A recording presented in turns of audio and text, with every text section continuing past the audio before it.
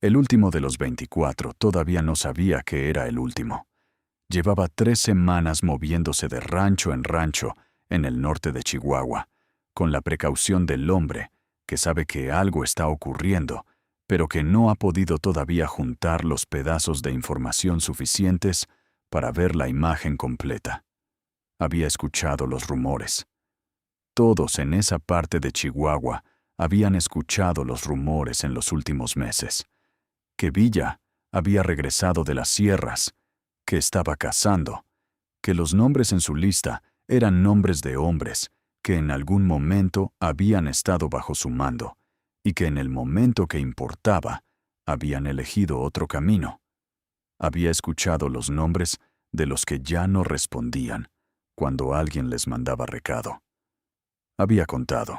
Sally había llegado a una conclusión que le había quitado el sueño durante semanas, que de los 24 nombres que circulaban en esos rumores, 22 ya no estaban en condiciones de escuchar nada. Los hombres de Villa lo encontraron en una casa de adobe, a 3 kilómetros al norte de Namiquipa, en una tarde de enero de 1917. No lo encontraron porque él hubiera cometido ningún error específico. Lo encontraron porque Villa conocía esa parte de Chihuahua, con la intimidad de quien la había recorrido durante 20 años, en condiciones que hacían de ese conocimiento una cuestión de supervivencia, y porque los hombres que Villa mandó a buscarlo conocían la misma tierra, con la misma intimidad, y sabían exactamente los lugares donde un hombre que quiere desaparecer en el norte de Chihuahua termina eventualmente apareciendo. La conversación que tuvo con los hombres de Villa antes de morir fue breve. No porque los que lo llevaron ante su antiguo comandante no le dieran tiempo para hablar, sino porque en ese momento, en ese lugar, con esos hombres mirándolo, ya no había palabras que tuvieran la utilidad que las palabras tienen cuando todavía existe la posibilidad de cambiar el resultado. Ya había pasado esa posibilidad. Los 23 anteriores habían intentado sus propias versiones de esas palabras, con diferentes argumentos y diferentes niveles de desesperación, y ninguno había encontrado la combinación que cambiara la ecuación. Pancho Villa había cazado durante meses a los hombres que lo habían traicionado en el momento más vulnerable de su vida. Lo que lo había llevado a ese punto, lo que habían hecho esos 24 hombres para merecer esa caza, y lo que esa caza decía sobre el hombre que la condujo, es la historia que vale la pena contar. Francisco Villa no era el tipo de hombre que olvida.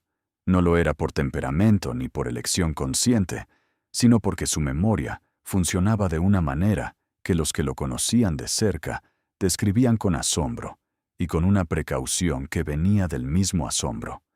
Podía recordar el nombre de cada hombre que había combatido bajo su mando en los últimos 10 años, el pueblo de donde venía, qué había hecho en qué batalla, y si en algún momento había fallado cuando no debía fallar.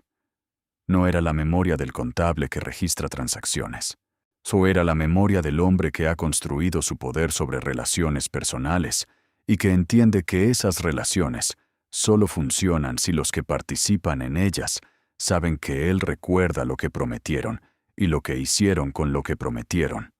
Había construido la división del norte sobre ese principio. No sobre el salario, ni sobre la ideología, ni sobre el miedo, aunque todos esos elementos habían jugado su papel. Sobre la lealtad personal, la lealtad que se compra con la lealtad recíproca, la que hace que un hombre se quede en una posición bajo fuego cuando la lógica de la supervivencia individual le indica que sería más inteligente retirarse, porque sabe que el hombre al lado suyo haría lo mismo por él, y que el hombre que lo comanda habrá visto lo que hizo y lo recordará. A esa estructura de lealtad había funcionado mientras la división del norte ganaba. Había funcionado en Tierra Blanca, en Chihuahua, en Torreón, en Zacatecas. Había funcionado mientras los trenes de la división del norte se movían hacia el sur con la velocidad y la certeza de los que saben que el adversario no tiene los medios para detenerlos. Y había funcionado mientras Francisco Villa era el comandante más temido y más respetado de la revolución, mientras los periódicos americanos publicaban sus retratos y los corresponsales extranjeros pedían entrevistas y los políticos calculaban que tenerlo de aliado era más conveniente que tenerlo de enemigo. Había también en Villa una característica que los que lo conocían identificaban como una de las fuentes de su efectividad y también de sus errores más costosos: la incapacidad de entender completamente a los hombres que calculaban en términos puramente racionales lo que la lealtad les costaba y lo que la traición les prometía. Villa calculaba en términos de reciprocidad, de lo que se debe a quien te ha dado lo que te ha dado, y ese cálculo producía en él una respuesta que no disminuía con el tiempo. Lo que no siempre calculaba con la misma precisión era que otros hombres podían llegar a una respuesta diferente, no necesariamente por defecto moral, sino porque sus circunstancias o la manera en que procesaban el miedo los llevaba a una aritmética diferente. Esa incomprensión fue una de las fisuras que el tiempo y las derrotas ampliarían hasta producir la lista. Y luego llegó Celaya. La primera batalla de Celaya, en abril de 1915, fue el momento donde la lógica táctica que Villa había usado en todas sus victorias anteriores encontró a alguien que la había estudiado con suficiente atención para construir exactamente el tipo de defensa que esa lógica no podía superar. Obregón había leído los reportes de la guerra de trincheras en Europa. Había entendido que la carga de caballería que había determinado todas las victorias anteriores de Villa era letal contra posiciones convencionales y completamente ineficaz contra trincheras profundas, con alambre de púas y ametralladoras cubriéndose mutuamente. Se había construido esas trincheras en los campos de Celaya con la precisión del ingeniero que sabe exactamente qué necesita para que el plan funcione, y había esperado a que Villa llegara con la misma confianza con que había llegado a todas partes. Villa llegó con esa confianza. La división del norte se rompió contra las posiciones de Obregón, con el tipo de derrota que no se recupera, reorganizando las fuerzas e intentando la misma táctica de nuevo. Villa la intentó de nuevo en la segunda batalla de Celaya. El resultado fue peor. No fue solo la derrota en sí misma lo que produjo las consecuencias que siguieron. Fueron las derrotas acumuladas: Celaya, León, Aguascalientes, Trinidad. Fue la reducción de la división del norte de 25,000 hombres a unos pocos miles en el transcurso de meses. O fue el momento donde los hombres que habían seguido a Villa, mientras ganar parecía inevitable, comenzaron a calcular si la lealtad que habían dado tenía todavía el valor que había tenido, o si las circunstancias habían cambiado suficientemente como para que ese cálculo produjera una respuesta diferente. Algunos de esos cálculos los hicieron en silencio y se quedaron. Otros los hicieron con los resultados que produjeron los 24 nombres de la lista.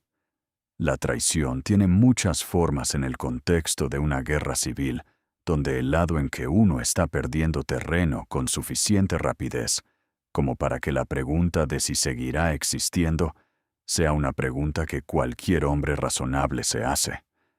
No todas esas formas son equivalentes en lo que revelan sobre el hombre que las comete. Villa las distinguía con una claridad que sus colaboradores describían como una de las características más definitivas de su manera de procesar las traiciones. No todos los que se iban eran traidores en el mismo sentido. Los que se iban, porque el miedo era más fuerte que la lealtad, eran una cosa. Los que se iban, porque el cálculo de la supervivencia individual producía una respuesta comprensible, aunque no perdonable, eran otra cosa. Y los que se iban llevándose información, los que convertían su salida en un acto activo de daño al movimiento que habían servido. Esos eran otra cosa completamente distinta.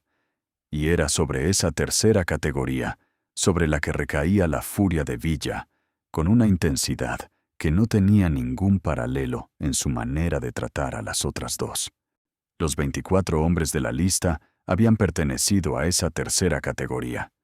La información que llevaban a las fuerzas de Carranza y a los americanos no era solo información táctica sobre posiciones y movimientos, era también información sobre las redes de apoyo civil que sostenían a las guerrillas villistas en los pueblos de Chihuahua, sobre las familias que proporcionaban comida y refugio y aviso, sobre los ranchos donde los hombres descansaban.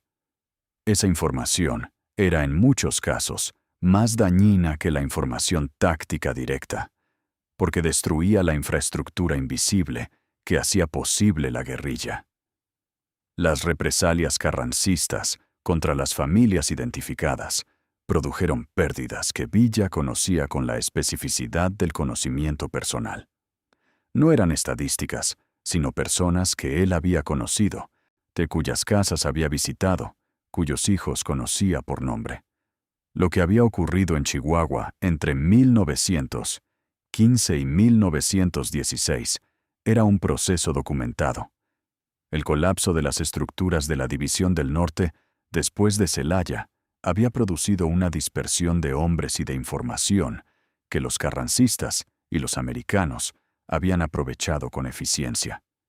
Oficiales que habían servido bajo Villa se entregaban a las fuerzas de Carranza y eran interrogados sobre posiciones, movimientos, planes y contactos. Algunos de esos oficiales proporcionaban la información que les pedían con la generosidad de los que han decidido que su supervivencia vale lo que cueste. Daban nombres, daban rutas, daban las casas de las familias que no tenían ninguna responsabilidad en la guerra, excepto la de haber abierto sus puertas cuando Villa pasó. Villa sabía quiénes eran, sabía exactamente quiénes habían dado esa información y qué había pasado con las personas que la información había identificado. La lista de 24 nombres era la lista de los que ese conocimiento específico señalaba con suficiente certeza como para que la casa que siguió fuera lo que Villa habría llamado justicia, con la seriedad del hombre que no usa esa palabra con ligereza. El ataque a Columbus, Nuevo México, el 9 de marzo de 1916, fue el evento que transformó completamente el contexto y que creó las condiciones que hicieron posible la Casa de los 24. Columbus fue muchas cosas simultáneamente. Un acto de guerra contra los Estados Unidos, que produjo la expedición punitiva de Pershing con 12,000 soldados americanos en suelo mexicano. Posiblemente un intento de arrastrar a los Estados Unidos a un conflicto que desestabilizara a Carranza, y también la demostración de que Villa todavía existía como fuerza que nadie podía ignorar. Lo que Columbus también fue, en la dimensión que conecta el ataque con la casa que vino después, fue la demostración de que información sobre los movimientos de Villa había llegado a manos de personas que no debían tenerla. El ataque había sido planeado con un nivel de reserva que Villa mantuvo con disciplina excepcional, consciente de que las filtraciones previas habían demostrado que su círculo más inmediato tenía grietas. La operación se discutió solo entre los más cercanos, y sin embargo, la respuesta americana fue suficientemente rápida y organizada en los sectores más vulnerables, como para sugerir que alguien había filtrado al menos los contornos del plan. Las bajas villistas durante el ataque mismo fueron más altas de lo que habrían sido si el elemento sorpresa hubiera sido completo. Villa atribuyó esa diferencia, con la precisión del comandante que analiza las operaciones con honestidad, a la misma fuente que había producido los incidentes anteriores. La lista que ya existía se amplió esa mañana de marzo. La expedición punitiva que siguió a Columbus fue también la demostración más clara posible de que la información proporcionada sobre los movimientos de Villa era información que el ejército americano estaba usando activamente. Pershing tenía datos de inteligencia demasiado precisos para haber sido producidos solo por los recursos americanos en México. Alguien en el movimiento villista estaba comunicando posiciones, y ese alguien, o esos varios alguien, tenían acceso a información que solo las personas más cercanas a Villa podían tener. Los meses de la expedición punitiva fueron para Villa meses de movimiento constante en la sierra y simultáneamente de construcción gradual de la lista.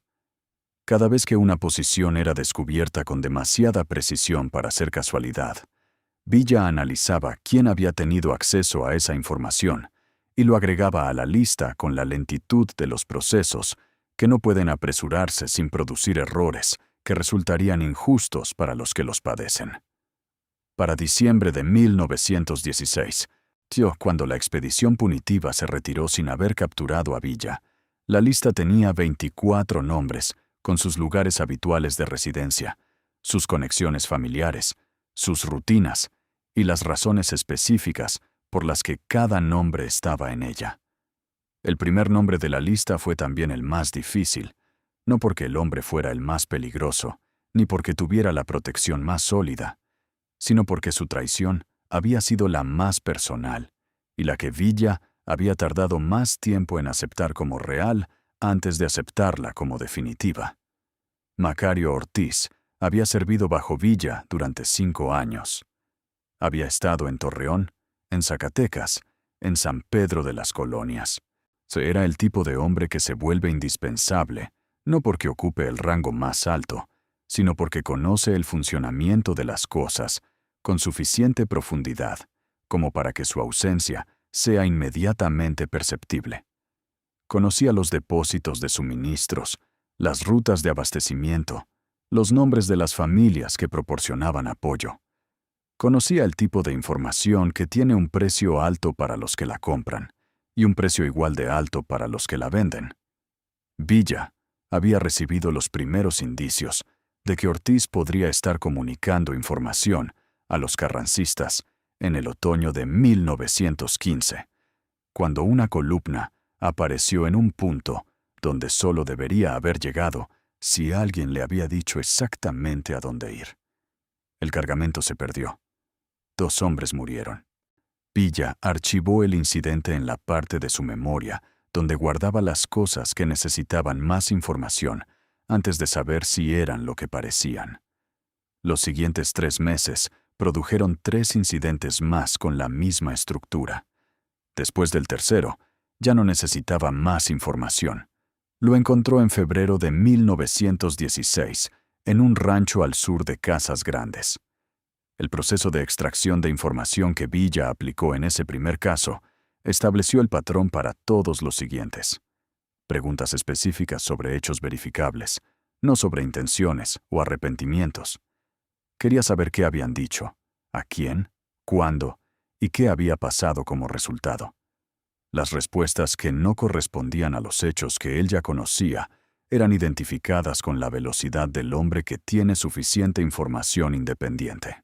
Las respuestas que sí correspondían producían en él, según los que lo observaron, no satisfacción, sino la confirmación de lo que ya sabía y que habría preferido no saber. Ortiz habló. La información que proporcionó fue el primer relleno de los 23 nombres restantes, la confirmación de algunos que Villa ya sospechaba y la revelación de otros que no había tenido en su radar.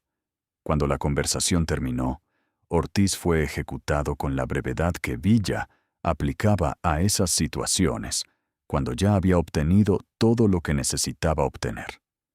Los siguientes 8 de la lista fueron más rápidos que el primero. El patrón se había establecido, y los hombres de Villa que conducían la casa habían aprendido a trabajar dentro de ese patrón con la eficiencia que produce la repetición de una tarea que, por más extraordinaria que sea en sus dimensiones morales, tiene también dimensiones prácticas que se optimizan con la experiencia. El segundo nombre estaba en Chihuahua Ciudad. Era un oficial del Estado Mayor, que después de Celaya había calculado que la rendición a los carrancistas, con información suficiente, le garantizaría no solo la vida, sino una posición en el nuevo orden. El cálculo no era irracional. Lo que subestimaba era la variable de cuánto tiempo duraría el escudo que esa información le proporcionaba antes de que Villa recuperara suficiente presencia en la región. El escudo duró 10 meses. En enero de 1917, dos de los hombres de Villa lo encontraron en una taberna del centro de Chihuahua, ciudad, con la facilidad de los que tienen información suficientemente detallada sobre los hábitos de un hombre específico, producida por la red de informantes que Villa había mantenido en la ciudad incluso durante los peores meses de la expedición punitiva. El tercero y el cuarto de la lista estaban juntos cuando los encontraron, lo que produjo una eficiencia operacional que los hombres de Villa no habían calculado, pero que aprovecharon con la practicidad de los que están acostumbrados a las situaciones, donde las circunstancias simplifican lo que se había anticipado como más complicado. Eran hermanos, habían desertado juntos en el otoño de 1915 y buscaron refugio en el rancho de un pariente en las afueras de Namiquipa. La familia no los traicionó deliberadamente. Simplemente el rancho era conocido, y el conocimiento geográfico y social que Villa había acumulado durante años en ese territorio no tenía puntos ciegos en esa región. Si el cuarto y quinto introdujeron una variante, habían dado información no directamente a los carrancistas, sino a través de intermediarios, con la cadena de mediación que reduce la responsabilidad directa de cada eslabón. Villa no encontró esa mediación suficientemente mitigante. Quien pone información en movimiento hacia donde no debe ir es responsable de dónde llega esa información, independientemente de cuántas manos la hayan tocado en el camino. Era un principio que tenía una simplicidad que podía parecer brutal desde fuera, y que desde dentro de la lógica que lo gobernaba, era la aplicación consistente de un estándar que había sido visible desde siempre. La quinta muerte fue la más comentada de las primeras 9 por la identidad del ejecutado. Era uno de los dorados, la caballería de élite, es con una reputación de valor personal que los que lo habían visto combatir confirmaban sin reservas. Lo que había hecho con esa reputación era proporcional al nivel de confianza que se le había dado, y la brecha entre lo que había sido y lo que había hecho era más difícil de procesar, precisamente porque era más grande. El ritmo de la caza cambió después del 9º nombre. Los 15 restantes eran hombres que habían tenido tiempo suficiente para observar lo que estaba ocurriendo con los anteriores y para ajustar sus estrategias de desaparición, con el conocimiento de que el adversario que los buscaba no era el tipo que se detiene cuando la búsqueda se vuelve complicada. Algunos se movieron al sur, a Sonora o a Sinaloa o más lejos, calculando que la distancia de Chihuahua era la protección más efectiva disponible. Esa estrategia funcionó para 3 de ellos. No funcionó para los 12 que permanecieron en el norte, porque sus conexiones familiares, sus hábitos, su incapacidad de desaparecer completamente de los mundos sociales que conocían, los mantuvo dentro del alcance de una búsqueda que tenía el tiempo y los recursos para ser paciente.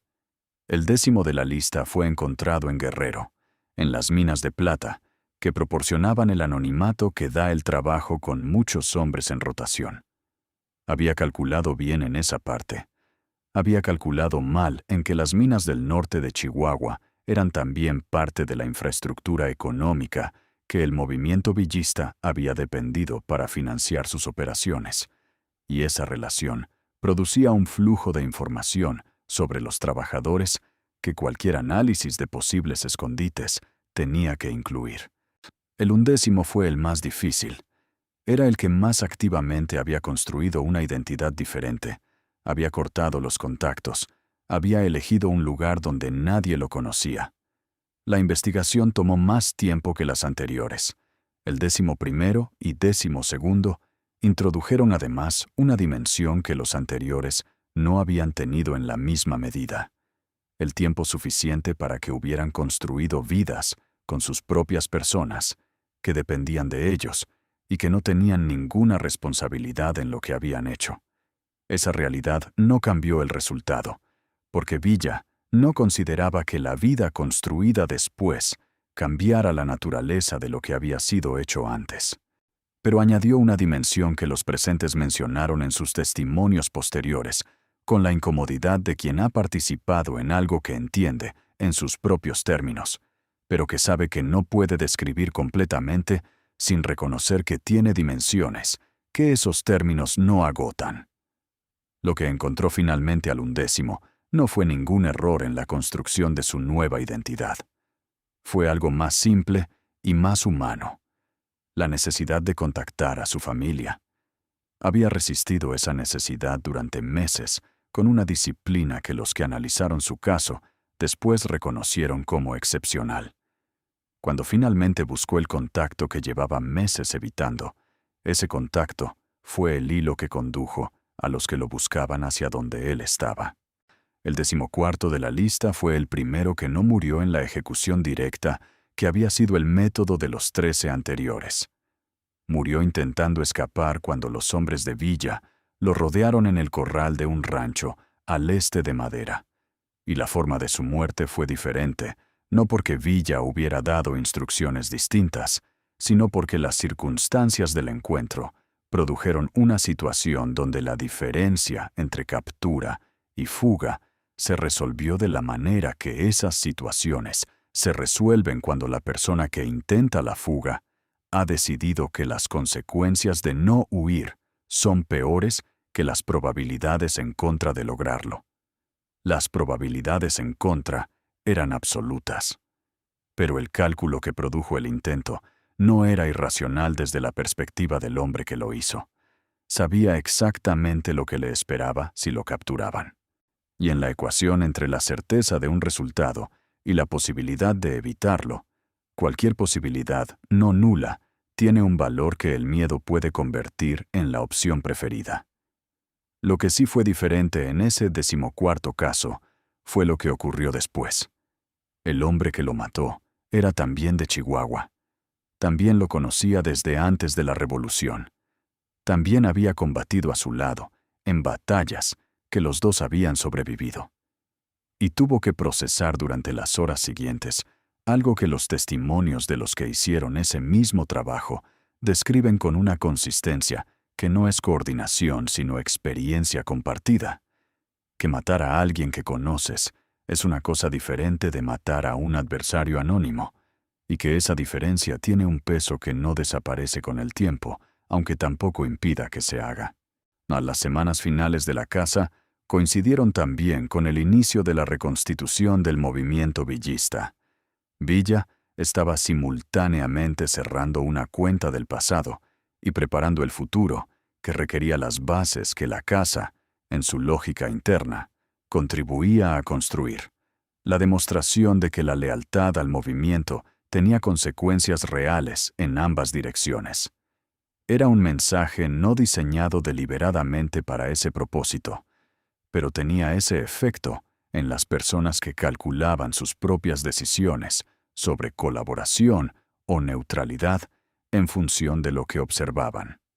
Los 15, 16 y 17 fueron en los mismos días. Los que quedaban de la lista se movían con la agitación de los que saben que el tiempo se acaba. Y el movimiento en esas circunstancias es lo que frecuentemente los encuentra.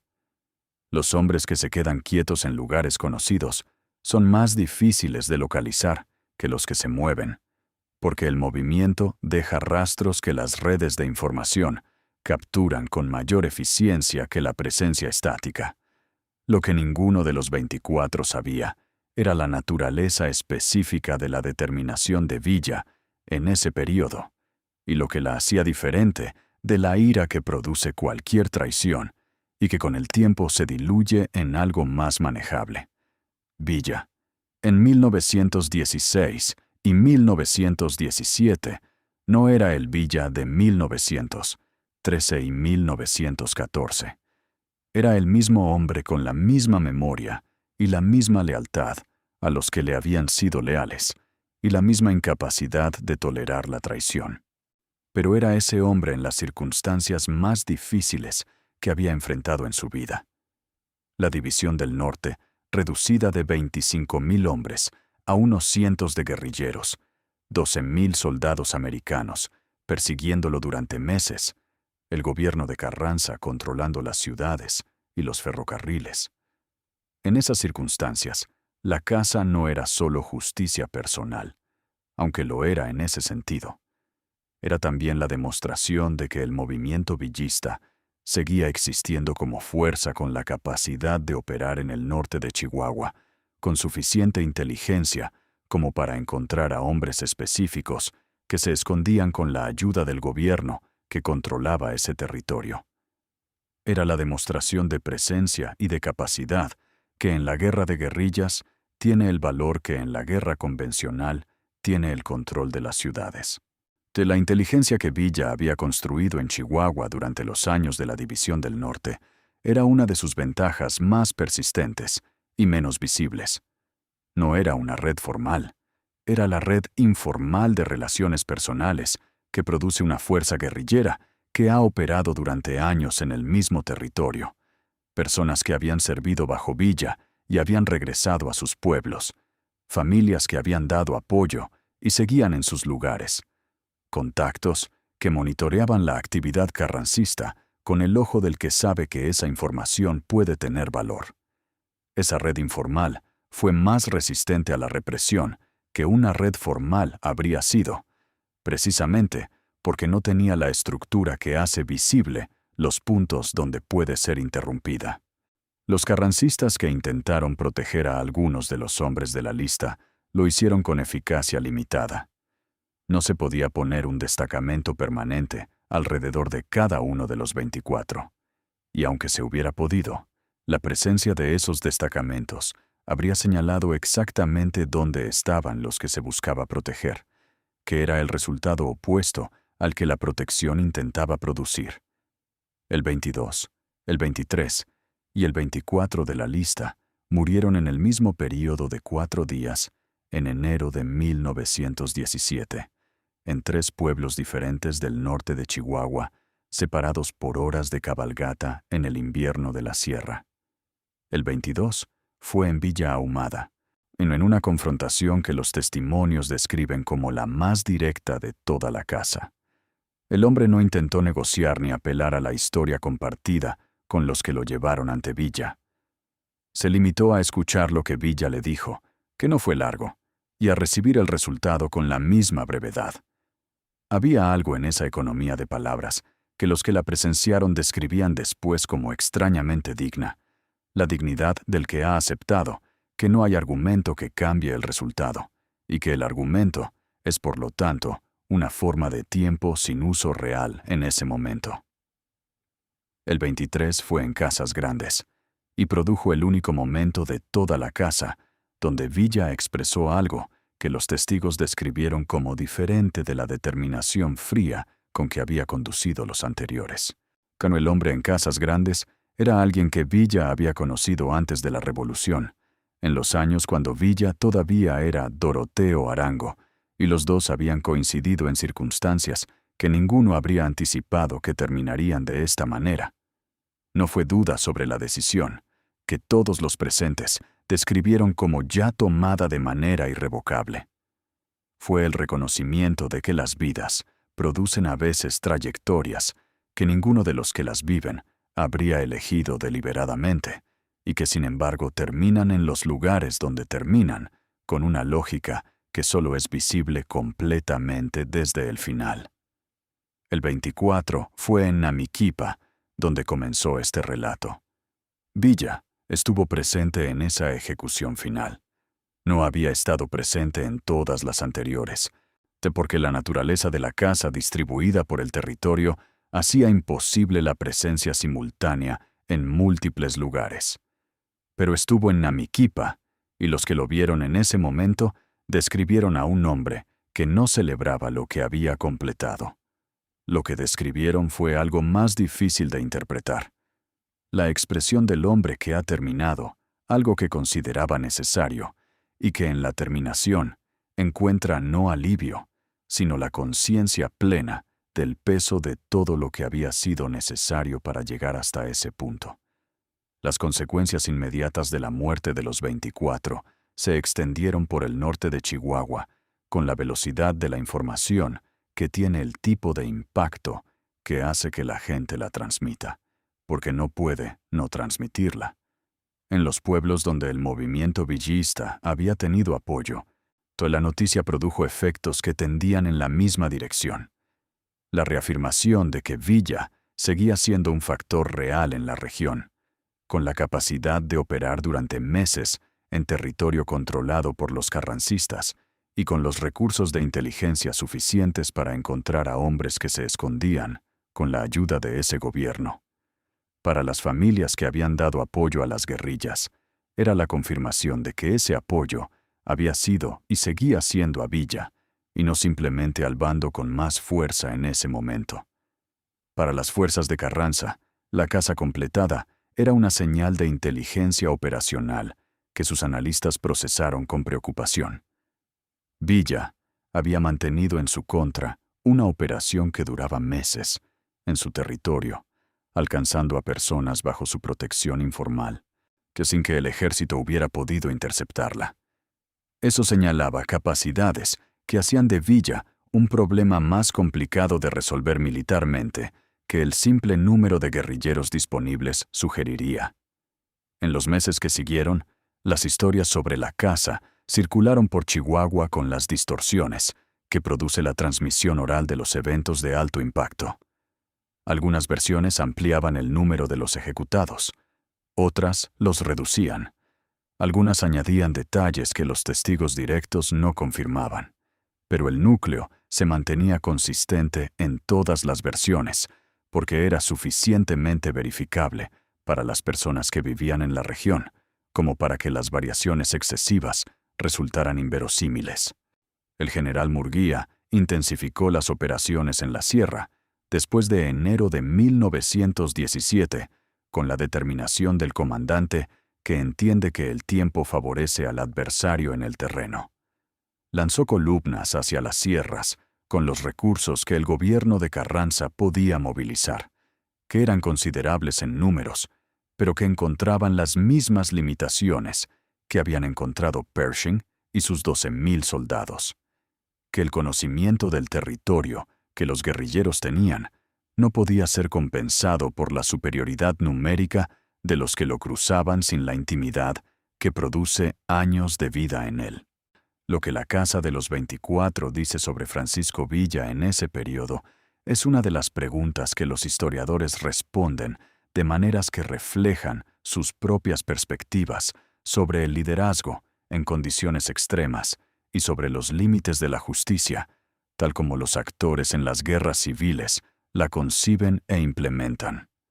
La perspectiva que tiende a dominar en la historiografía más cercana al movimiento villista es la de la coherencia. Que lo que Villa hizo era consistente con el principio que había gobernado su relación con los que lo seguían desde los primeros años de la Revolución. Desde esa perspectiva, la casa no era una expresión de crueldad personal, sino la aplicación de un código que todos los que estaban bajo su mando conocían porque ese código había sido visible en todas sus decisiones anteriores. La perspectiva crítica señala que la aplicación de ese código, sin ningún proceso que estableciera la culpabilidad, más allá de la convicción de Villa, producía inevitablemente la posibilidad de errores que nadie que no fuera Villa podía identificar. No hay evidencia de que ninguno de los 24 fuera inocente. Pero la ausencia de evidencia de inocencia no es lo mismo que la presencia de evidencia de culpabilidad en un estándar que pueda ser evaluado por alguien diferente del que tomó la decisión. La comparación con las purgas que otras guerras civiles han producido en circunstancias similares señala tanto las similitudes como las diferencias que hacen difícil ubicar el evento en una categoría que no requiera matices. Las similitudes son las de todas las situaciones donde un líder con poder disminuido actúa sobre una lista de personas que identifica como responsables de esa disminución. Las diferencias están en la especificidad de la lista y en la evidencia que Villa parece haber reunido antes de actuar. Esas diferencias no convierten los hechos en algo completamente justificable, en términos éticos externos al código que los gobernó, pero sí los distinguen de los tipos de violencia arbitraria que otras situaciones comparables han producido. Lo que es claro, y en lo que las dos perspectivas coinciden aunque con evaluaciones diferentes de su significado, es que la casa fue también la demostración de que Villa seguía siendo, en el período más difícil de su vida, el hombre que hacía lo que decía que haría. Esa consistencia era lo que hacía que la lealtad de los que siguieron siendo leales tuviera el valor que tenía. Que el hombre al que eran leales cumplía las promesas que hacía y ejecutaba las amenazas que decía que ejecutaría. Francisco Villa murió el 20 de julio de 1923 en las calles de Parral, con 40 balas que alguien consideró necesarias, porque un hombre con su historia y su capacidad de organizar lealtades no podía ser ignorado indefinidamente. Murió en el país que había marcado y que lo había marcado, 7 años después de la caza que concluyó en Namiquipa. La caza de los 24 no fue el acto más grandioso de su vida, ni el más histórico. Fue algo más pequeño y más revelador. Fue el acto donde el hombre que había organizado el ejército más poderoso de la revolución y lo había perdido en Celaya, demostró que seguía siendo, sea en la circunstancia más reducida imaginable, el mismo hombre que había construido ese ejército sobre el principio de que la lealtad tiene un precio y la traición también. La memoria de la caza en la historia oral de Chihuahua es fragmentaria, con la fragmentariedad de los eventos que ocurrieron fuera de los registros institucionales. Lo que sobrevivió en esa tradición, filtrado por décadas de transmisión, es la imagen de un hombre que no olvidó, que tuvo la memoria y la determinación de actuar sobre esa memoria en las circunstancias más difíciles que enfrentó, y que esa combinación fue tanto su mayor fortaleza como la fuente de algunos de sus costos más altos.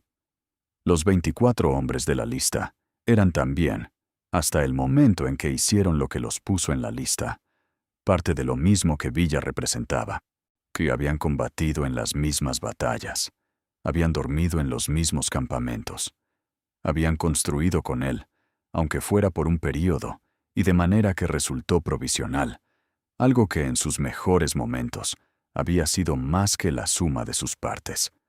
La división del norte, el ejército que tomó Zacatecas y demostró que la revolución podía derrotar al gobierno que intentaba destruirla.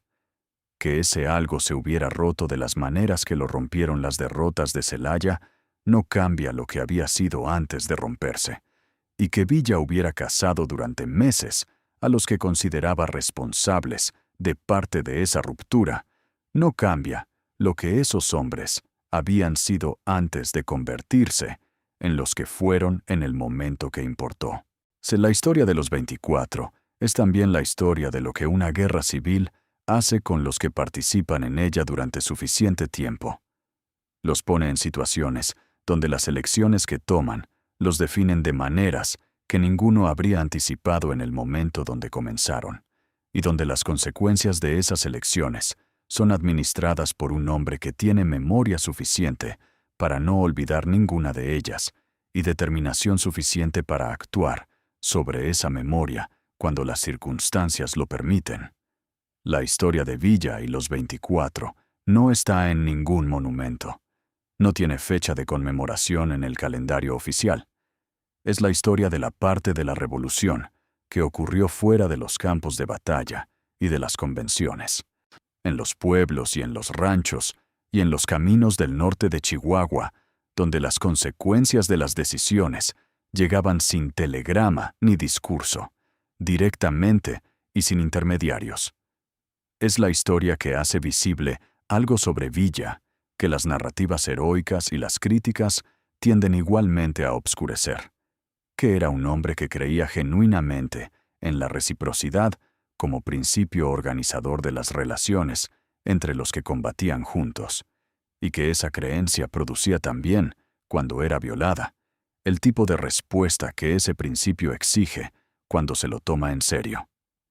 Tomar los principios en serio es lo que hace que algunas personas sean capaces de construir lo que Villa construyó.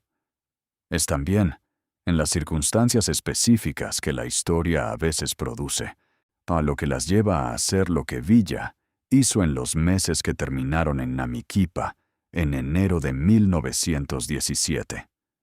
Si llegaste hasta aquí, es porque este tipo de historia, la que ocurre fuera de los grandes escenarios, pero revela más sobre los protagonistas que cualquier batalla campal, es exactamente el tipo que te importa.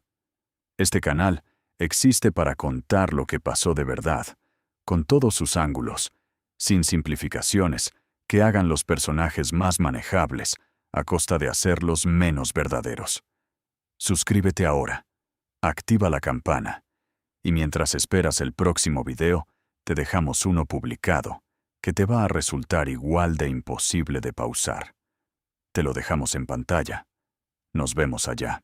Todo el mundo que Pancho Villa había construido en el norte de México entre 1910 y 1915 era un mundo que funcionaba sobre una premisa que él nunca enunció explícitamente, porque para él no era una premisa, sino una realidad tan obvia como el terreno bajo los pies. Que los hombres que combaten juntos tienen entre sí una deuda que no se puede liquidar con ningún pago monetario, porque no es una deuda de dinero, sino una deuda de vida. De los momentos donde la diferencia entre estar vivo y no estarlo dependió de que el hombre al lado hiciera lo que dijo que haría, en lugar de lo que el miedo le pedía que hiciera. Esa deuda, que Villa había contraído y pagado múltiples veces durante los años de la Revolución, era también la medida con la que evaluaba a los que estaban bajo su mando. No por su posición oficial, ni por sus títulos, ni por las batallas que podían enumerar, sino por lo que habían hecho en los momentos donde hacer lo correcto costaba más de lo que era conveniente pagar. Los 24 nombres de la lista habían estado en el lado equivocado de esa medida en los momentos que importaban, lo que hacía su caso diferente de los casos de los que simplemente se habían ido, era que no solo no habían pagado la deuda, sino que la habían convertido en instrumento activo de daño a los que sí la estaban pagando. Habían tomado lo que sabían, que era consecuencia directa de la confianza que se les había dado, porque estaban del lado de los que pagaban, y lo habían usado para hacer más difícil que los que pagaban pudieran seguir pagando. Esa específica conversión de la confianza en arma era lo que Villa no podía dejar pasar. La Sierra de Chihuahua, en el invierno de 1916 y 1917, era un espacio donde el frío y la altitud y la sequedad del aire producían un tipo de claridad específica, la claridad de los espacios donde la reducción de las condiciones a sus elementos más básicos hace que también los pensamientos tiendan a reducirse a sus elementos más básicos. Los hombres que estaban en esa sierra durante esos meses, perseguidos por el ejército americano y por los carrancistas, y al mismo tiempo conduciendo la caza de los 24, vivían en las condiciones que producen el tipo de perspectiva que la comodidad hace difícil de alcanzar, donde lo que importa y lo que no importa se separan con una claridad que las circunstancias normales no producen con esa nitidez. Villa en esas condiciones era un hombre que los que lo rodeaban describían como reducido a una esencia que en las circunstancias más abundantes de los años anteriores había estado cubierta por las múltiples capas de la política y la diplomacia y la administración de un ejército de 25,000 hombres. Lo que quedaba cuando esas capas se habían ido era el hombre que había aprendido a sobrevivir en las sierras de Chihuahua antes de que nadie supiera su nombre, el hombre que conocía ese territorio con la intimidad de quien lo ha recorrido durante décadas, en condiciones que hacían de ese conocimiento la diferencia entre existir y no existir. Ese hombre era también el que conducía la casa. Y la casa llevaba en sí misma algo de esa esencia, la aplicación directa y sin intermediarios de un juicio sobre lo que era justo y lo que no lo era en los términos más simples posibles. Los pueblos de Chihuahua, que estaban entre los dos fuegos, entre la presencia carrancista que controlaba las estructuras formales y la presencia villista que controlaba las estructuras informales de la sierra. Vivieron esos meses con la incomodidad específica de los que no pueden elegir un bando sin pagar un precio al otro. Las familias que habían dado apoyo a Villa durante los años de la División del Norte tenían razones para seguir dándolo, tanto porque la lealtad que habían construido era real, como porque la alternativa de negarse a dar ese apoyo producía consecuencias que el movimiento villista no dejaba sin respuesta. Las familias que habían dado información a los carrancistas, ya fuera voluntariamente o bajo presión, tenían razones para temer las consecuencias que la Casa de los 24 había demostrado que ese movimiento podía producir incluso en las condiciones más reducidas de sus recursos. Esa posición de los pueblos entre los dos fuegos era también la posición que más directamente revelaba la naturaleza real del conflicto en esa fase de la revolución. No era ya el conflicto entre un ejército revolucionario y el ejército del gobierno que intentaba destruirlo, que había sido la naturaleza del conflicto en los años de la División del Norte en su apogeo. Era el conflicto entre dos formas de poder que coexistían en el mismo territorio y que producían demandas contradictorias sobre las mismas personas, en demandas que esas personas tenían que navegar con los recursos limitados que la posición entre los dos fuegos les dejaba disponibles. Existe una pregunta que la historia de la Casa de los 24 hace posible, pero que ninguna narrativa que se concentre en los hechos de la casa puede responder completamente. Si Villa sabía, en algún nivel que no fuera el nivel de la lógica de acción que la casa producía, que completar la lista no iba a devolver lo que se había perdido. Los hombres que lo conocían de cerca en ese periodo y que dejaron testimonio sobre su estado en esos meses, no lo describen como un hombre que creyera que la muerte de los 24 iba a reconstituir la División del Norte, ni a revertir las derrotas de Celaya, ni a recuperar el terreno que el movimiento había perdido en los 2 años anteriores. Lo describen como un hombre que hacía lo que consideraba que debía hacerse, independientemente de si el resultado de hacerlo cambiaba las circunstancias objetivas que lo habían llevado hasta ese punto. La distinción es importante. Hay una diferencia entre la acción que se toma, porque se cree que producirá el resultado que se desea, y la acción que se toma, porque la lógica interna de los principios que uno ha vivido no deja otra opción independientemente del resultado que produzca.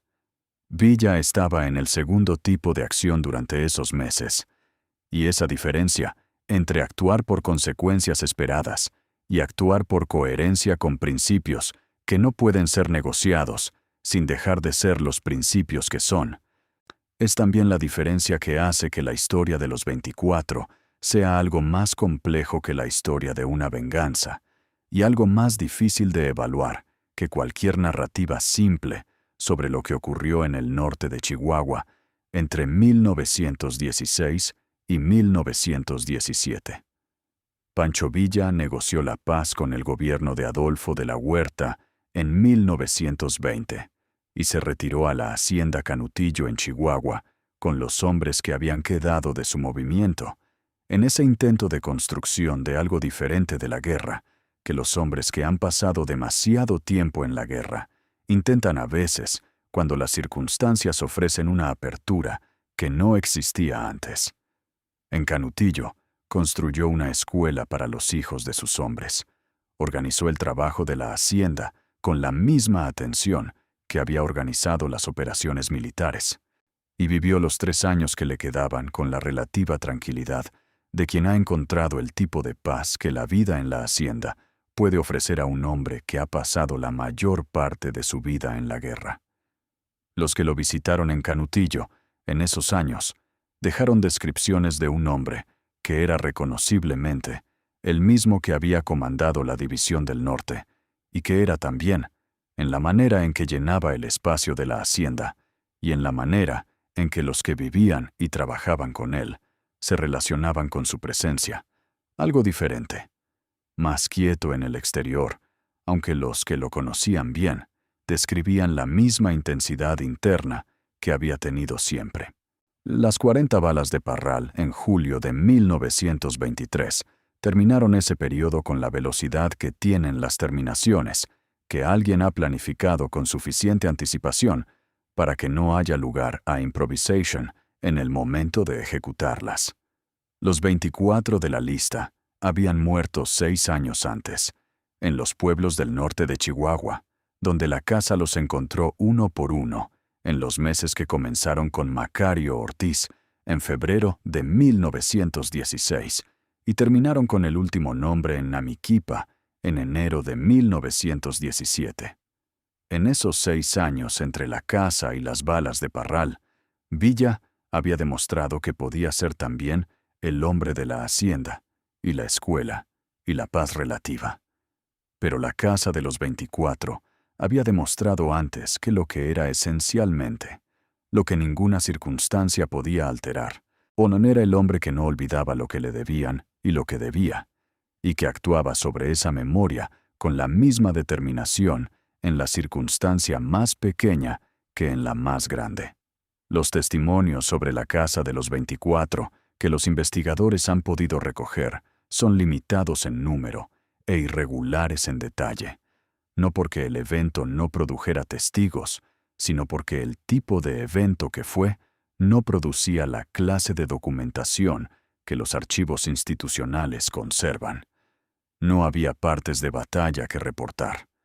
No había comunicaciones oficiales que registrar. Lo que había eran las memorias de las personas que habían participado o que habían sido testigos. Son memorias que en algunos casos fueron recogidas décadas después, cuando los portadores tenían edad suficiente como para hablar sobre lo que habían visto con la distancia que el tiempo proporciona. Y en otros casos, se perdieron con las personas que las tenían, porque nadie llegó a tiempo para preservarlas. Los fragmentos que sí sobrevivieron son suficientes para establecer los contornos del evento, con suficiente claridad, como para que la reconstrucción que este relato ofrece sea históricamente plausible, aunque no completamente verificable en cada uno de sus detalles. El patrón de la casa, la metodología que Villa aplicó, los lugares y los períodos de tiempo, la reacción de las comunidades que la observaron. Todo eso tiene evidencia documental y testimonial que los historiadores de la Revolución han trabajado con diferentes niveles de profundidad, dependiendo de sus intereses específicos. Lo que falta es el tipo de registro sistemático que los eventos que ocurren dentro de las instituciones producen y que los eventos que ocurren en los márgenes de esas instituciones rara vez generan. Esa ausencia de documentación sistemática es también parte de lo que la casa fue, un evento que ocurrió exactamente en los espacios donde las instituciones no alcanzaban, en los pueblos y en los ranchos y en los caminos del norte de Chihuahua, donde la presencia del Estado carrancista era suficientemente esporádica como para que las acciones de Villa pudieran producirse sin dejar el tipo de rastro que los archivos capturan. Era la lógica de la guerra de guerrillas, aplicada no al combate militar, sino a la administración de consecuencias, con la misma invisibilidad que hacía posible la primera y que hacía posible también la segunda. Lo que resulta más claro de la historia de la casa de los 24, cuando se la examina con la distancia suficiente para ver sus dimensiones, sin que ninguna de ellas ocupe todo el campo de visión, es que fue el evento donde las dos dimensiones más características de Francisco Villa se manifestaron simultáneamente, con la mayor intensidad que ningún otro episodio de su vida produjo. La primera dimensión era la capacidad de construir y de mantener lealtades que iban más allá de lo que el dinero o el miedo podían sostener, a la capacidad que había hecho posible la división del norte y que en las circunstancias reducidas de 1916 seguía produciendo los resultados que ningún ejército con 10 veces sus recursos podía igualar en términos de conocimiento del territorio y de motivación de los que operaban en él.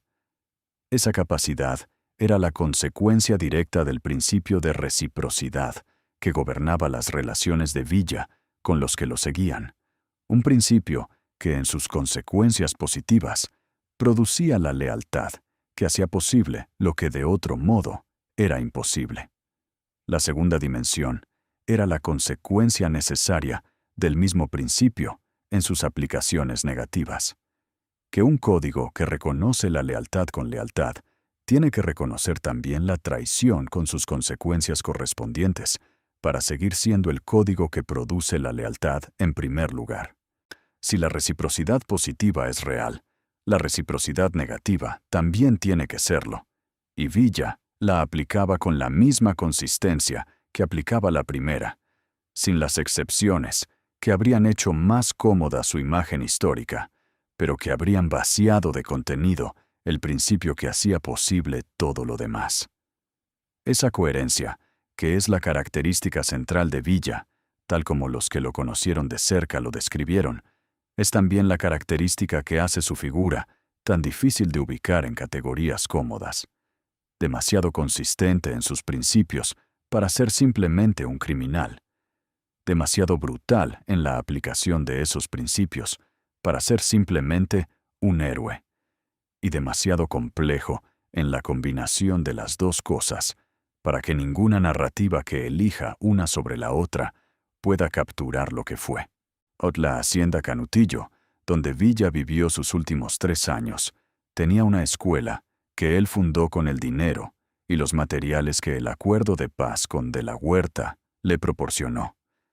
Y en esa escuela enseñaban los hijos de los hombres que habían sobrevivido a la revolución junto a él. Esa escuela era el proyecto que los que lo conocieron en ese período identificaban como el más cercano a lo que Villa habría elegido como legado si hubiera podido elegir. No los monumentos, ni los murales, ni las fechas en los calendarios oficiales, sino la generación que crecería sabiendo leer y escribir en los campos del norte de Chihuahua, donde él había crecido sin esas herramientas. La distancia entre la escuela de Canutillo y la casa de los 24 no era la distancia entre dos hombres diferentes. Era la distancia entre dos aplicaciones del mismo principio en circunstancias que producían aplicaciones completamente diferentes. En Canutillo, el principio de que los que habían dado lo que tenían merecían recibir lo que el acuerdo de paz hacía posible darles. En los meses de la casa, el principio de que los que habían tomado lo que no les correspondía tomar merecían recibir lo que ese principio determinaba que les correspondía. El mismo hombre, el mismo código, aplicados a situaciones que producían resultados que difícilmente podrían parecer más diferentes desde fuera, y que desde dentro de la lógica que los gobernaba eran expresiones del mismo principio fundamental. Eso es lo que hace que la historia de Pancho Villa, y específicamente la historia de los meses que terminaron en Namiquipa en enero de 1917, sea una historia que no puede ser contada completamente, sin contar las dos dimensiones simultáneamente. La escuela de Canutillo y la casa de los 24 son el mismo hombre. Y entender ese hombre requiere entender las dos cosas, sin pretender que una de ellas puede ser ignorada para hacer la otra más manejable. Hay un elemento de la casa que los análisis puramente militares o puramente morales tienden a pasar por alto. El efecto que tuvo sobre los hombres de Villa que la condujeron. Los que pasaron meses ejecutando una tarea que tenía sus propias consecuencias sobre los que la ejecutaban independientemente de las consecuencias que tenía sobre los que la recibían. Los testimonios disponibles sobre los hombres que participaron en la casa son escasos, como son escasos todos los testimonios sobre los actores secundarios de los eventos que la historia tiende a narrar desde la perspectiva del protagonista principal. Lo que existe sugiere que la experiencia de conducir una búsqueda de esa naturaleza durante meses, de encontrar a personas que habían sido en algún momento compañeros y de aplicar sobre ellos las consecuencias que la lógica de la situación determinaba. Producía, en los que la vivían, algo que no era exactamente remordimiento, porque la mayoría de ellos consideraban que lo que hacían era necesario, pero que tampoco era indiferencia. Era algo más parecido al peso específico que producen las acciones que uno considera correctas, pero que tienen un costo que no puede ser negado, aunque se acepte como inevitable. Ese peso era también parte del costo de la lealtad a Villa, y parte de lo que significaba estar del lado de un hombre que aplicaba sus principios con consistencia completa. Los que eligieron ese lado y pagaron ese costo, lo hicieron con la conciencia, en la mayoría de los casos, de que el código que los obligaba a pagarlo era también el código que garantizaba que Villa les daría, cuando las circunstancias lo permitieran, lo equivalente a lo que ellos le daban a él. Esa ecuación, que era la base de todo lo que la División del Norte había sido, seguía funcionando en la forma reducida de la guerrilla de la Sierra, con la misma lógica fundamental que había funcionado en su forma expandida. Lo que también seguía funcionando era la otra dirección de la misma ecuación, que Villa no olvidaba lo que se le debía, pero tampoco olvidaba lo que él debía. No, los hombres que habían permanecido con él a través de las derrotas de Celaya y de la expedición punitiva y de los meses de la caza, tenían en Villa una deuda que él reconocería cuando pudiera, con los recursos que las circunstancias hicieran disponibles. La escuela de Canutillo fue parte del pago de esa deuda, y los hombres que vivieron para recibir ese pago entendían, con la comprensión de los que han vivido el principio desde adentro, que era el mismo principio que había producido la Casa de los 24, aplicado en la dirección donde producía algo completamente diferente. El norte de Chihuahua, en el invierno de 1916 y 1917, era también el escenario donde la transición entre la revolución como guerra civil activa y la revolución como proceso político de construcción del Estado posrevolucionario era más visible en sus contradicciones. Las ciudades principales estaban bajo control carrancista y funcionaban con la burocracia del gobierno, que Carranza estaba construyendo con la meticulosidad del jurista, que considera que las instituciones formales son la condición necesaria de cualquier orden político durable. Los campos y las sierras eran todavía el espacio donde la presencia de ese Estado era esporádica y donde la lógica de la guerra de guerrillas seguía determinando quién controlaba qué en los momentos que no correspondían a ninguna patrulla ni a ningún destacamento. En Villa existía en ese segundo espacio con la comodidad que produce conocerlo mejor que nadie y con la incomodidad de quien sabe que ese espacio se está contrayendo y que la dirección del tiempo no le favorece en ninguna escala temporal más larga que los meses. La Casa de los 24 era también en ese sentido la actuación de lo que podía actuarse, mientras el espacio donde podía actuarse todavía existía con las dimensiones suficientes. Era la afirmación de presencia y de principio en la ventana de tiempo que quedaba antes de que esa ventana se cerrara de maneras que ninguna acción en el espacio de la sierra podría revertir. Esa conciencia del tiempo, que los hombres que lo rodeaban en ese periodo identificaban en Villa como uno de los elementos que le daban a su determinación un carácter diferente del de los periodos anteriores. Añadía una dimensión a la casa que los análisis puramente retrospectivos pierden porque reconstruyen los hechos sin la experiencia del presente que los actores tenían cuando los vivían.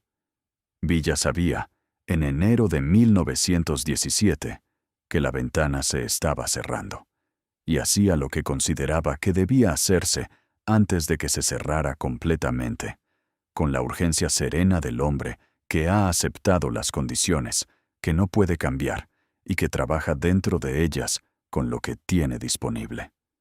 Los 24 nombres de la lista de Villa en 1916 representaban también, en una dimensión que los análisis de los hechos concretos no siempre capturan, el límite de lo que la estructura de la División del Norte había sido capaz de sostener, cuando las circunstancias la pusieron bajo la presión que Celaya produjo.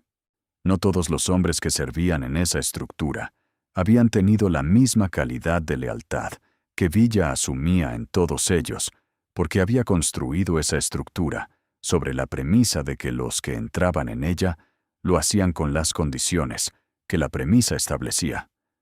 Los 24 eran los que habían entrado con esas condiciones y habían llegado al momento de la prueba con recursos que no alcanzaban para cumplirlas. Esa realidad, que es una realidad sobre los límites de cualquier estructura que depende de la lealtad personal como su principio organizador central, era también parte de lo que las derrotas de Celaya habían revelado. Que la División del Norte había sido tan poderosa como fue durante el tiempo, que fue poderosa en parte porque las circunstancias de ese tiempo no habían producido la prueba que hubiera revelado esa limitación antes. Cuando la prueba llegó en la forma de las trincheras y las ametralladoras de Obregón, reveló no solo las limitaciones tácticas de la carga de caballería, sino también las limitaciones de una estructura de lealtad que funcionaba mientras ganar era la perspectiva dominante y que se fracturaba cuando perder se convirtió en la perspectiva dominante con suficiente rapidez como para que los que calculaban no pudieran recalibrar sus cálculos antes de actuar sobre ellos. Villa no podía cambiar eso. Podía actuar sobre las consecuencias de eso de la manera que su código determinaba que debía actuar. Y lo hizo, durante los meses que comenzaron con Macario Ortiz y terminaron con el último nombre en Namiquipa, con la misma consistencia que había caracterizado todas las demás acciones de su vida que importaban.